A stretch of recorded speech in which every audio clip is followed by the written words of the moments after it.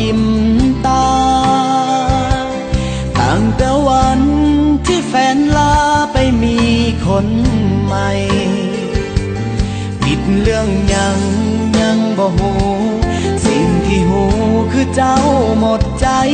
ทิ่มอ้ายไปตัดสายสัมพันธ์เป็นแฟนกันก็นานหลายปี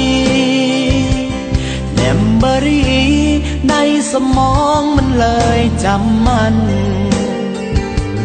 คนเคยหักตัดใจลา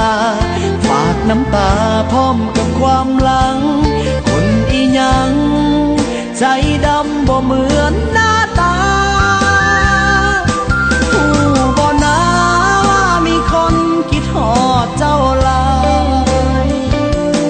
ยันสิตายย้อนความคิดถึงใบหน้า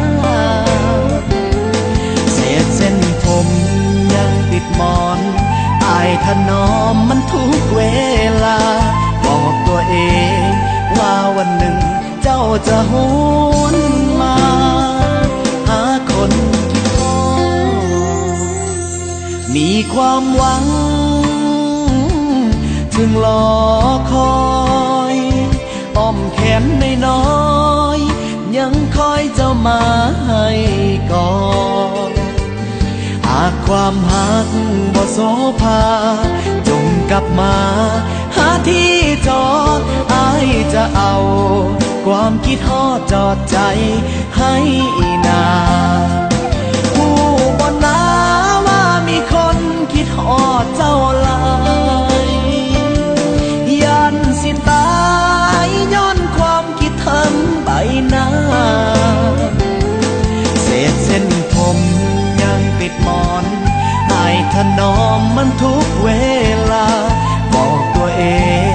ว่าวันหนึ่งเจ้าจะหวนมาหาคนคิดฮอดมีความหวังถึงรอคอยอ้อมแขนน้อยๆยังคอยเจ้ามาให้กอดหากความหักบ่โสภาจงกลับมาหาที่จอดอ้ายจะเอา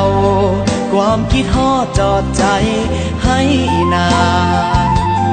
หากความหักบ่โสภาจงกลับมาหาที่จอดอ้ายจะเอาความคิดฮอดจอดใจให้นา